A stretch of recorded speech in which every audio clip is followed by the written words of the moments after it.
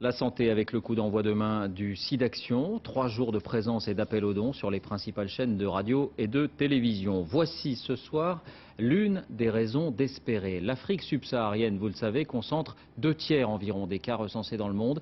Et dans certains pays, eh bien, la prévention a permis de diminuer très nettement la transmission du virus de la mère à l'enfant. Au Kenya, reportage Dominique Derda, Frédéric Rank.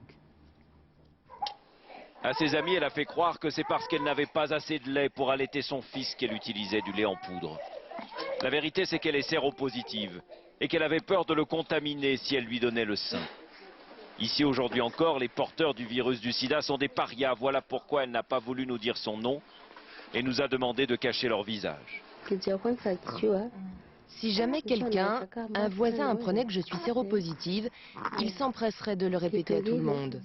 On me montrerait du doigt et tous se détourneraient de moi, même ceux qui sont les plus proches.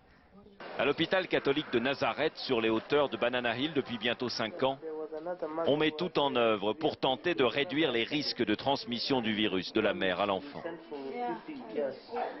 Et ça marche. Le taux de transmission avant était de 35 à 45%. Mais les programmes que nous avons décidé de suivre nous ont permis de faire baisser ce taux à moins de 5% actuellement. Après un test de dépistage systématique et anonyme, les femmes enceintes séropositives sont prises en charge par une équipe spécialisée. On leur explique que rien n'est perdu, bien au contraire, mais que pour sauver leur enfant à venir, il va falloir qu'elles suivent un traitement avant, pendant et après l'accouchement. Grâce à l'aide internationale, les antirétroviraux sont disponibles en quantité pour elles et leur futur bébé. Ce qui manque, c'est l'argent. L'argent pour leur donner de quoi prendre le bus et venir à l'hôpital subir de nombreux examens tout au long de leur grossesse.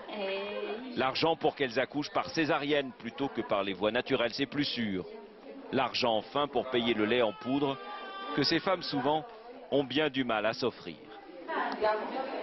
Cécilia ne sait pas encore si sa petite fille de 3 jours sera ou non séropositive. Il faut 6 semaines au moins pour qu'elle développe ses propres anticorps.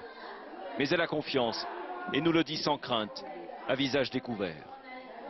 Elle sera négative. Parce que j'ai bien pris tous les médicaments qu'on m'a dit de prendre. Parce qu'on a utilisé des contraceptifs comme les docteurs m'ont dit de faire. Alors oui, maintenant je suis sûre qu'elle sera négative. Il y a à travers le pays des dizaines de centres médicaux comme celui de Nazareth. Le taux de réussite n'y est peut-être pas aussi élevé, mais partout l'espoir de vaincre un jour la maladie est plus fort que jamais.